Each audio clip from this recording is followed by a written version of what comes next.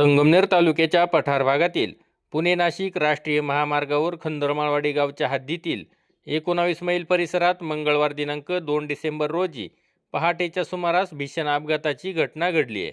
बिकानेर हॉटेलसमोर जोरदार धडक देत नियंत्रण सुटलेली पिकअप उलटून थेट हॉटेलच्या भिंतीला जाऊन धडकली.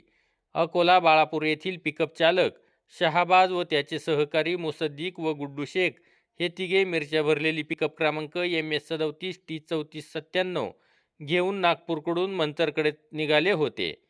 पहाटे 19 मैल परिसरात ते हॉटेल बिकानेरजवळ आले असता चालकाचे अचानक वाहनावरील नियंत्रण सुटले.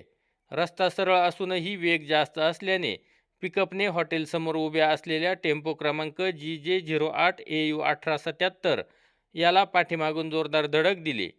धडकेचा जोर इतका होता की पिकअप उलटून काही फूट घसरत थेट हॉटेलच्या भिंतीला जाऊन आदळली.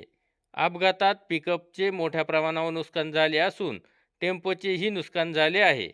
मात्र सुदैवाने चालक शहाबाज याला किरकोळ दुखापत झाली तर मुसद्दीक व गुड्डू शेख हे थोडक्यात बचावले.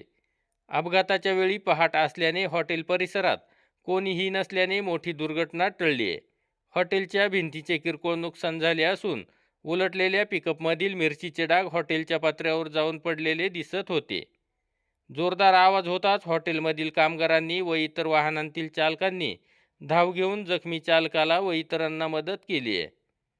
नवनाथ गाडेकर, गाव पुढारी न्यूज, घारगाव.